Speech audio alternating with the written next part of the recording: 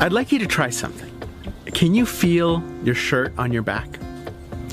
Try moving it. Just give it a little rumple. Now can you feel it? This demonstrates something psychologists call habituation. It's one of our brain's greatest tricks. It's incredibly helpful, but it's also a trap. You remember at the beginning of the pandemic, everything felt so urgent. And we had really big feelings. And this sense of crisis, many of us felt very alive.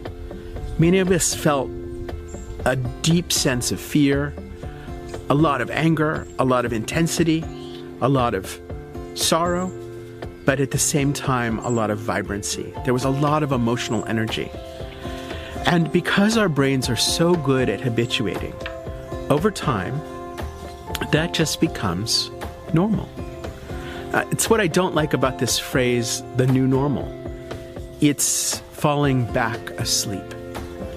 And this is one of the ways that our brains helps us cope with complexity and challenge.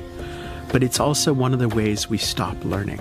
I remember many years ago talking to neuroscientist Antonio Damasio about how we could be in the movie or we could be watching the movie.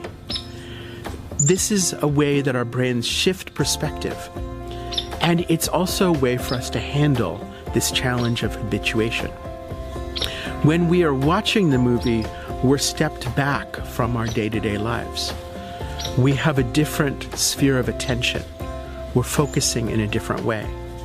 But then we can step forward and be in the movie, and we narrow our sphere of attention, and we notice what's happening immediately around us. We feel the shirt on our back. We feel our breath moving in and out. We feel the air on our fingers.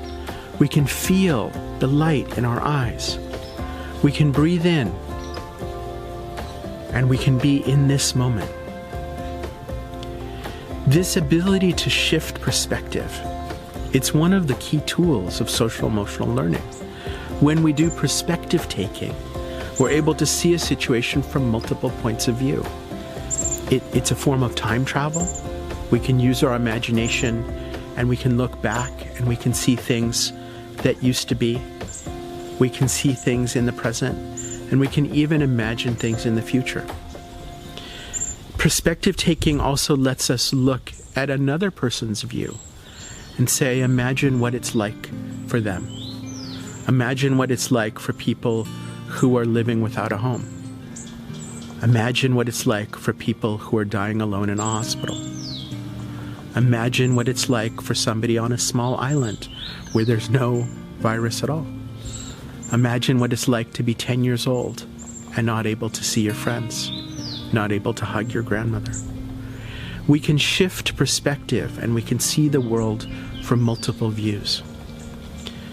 One of the things that I've been practicing in order to maintain this kind of mental agility in this time that seems to be dragging on and on is shifting perspective from the immediate sphere of what I can control, the immediate sphere of what's right around me, which is actually very peaceful. It's very beautiful here, and I feel safe, and I'm okay. And then I practice enlarging my sphere of concern, my sphere of compassion.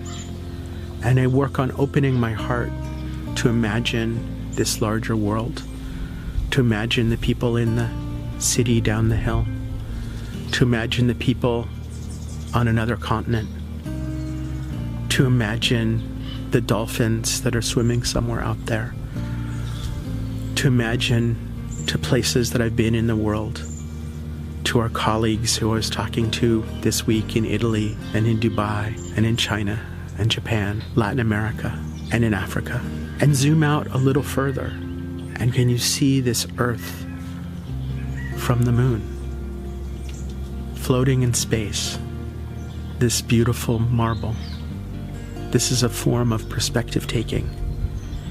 And what I would like to do is learn to open my heart bigger, to be able to feel the safety and stability of where I stand right now, but also to be able to feel this largeness of the human experience, and the joy and the suffering and the struggles, and to be able to shift my perspective and zoom out and see that there is a big story here, and I'm part of it, and so are you.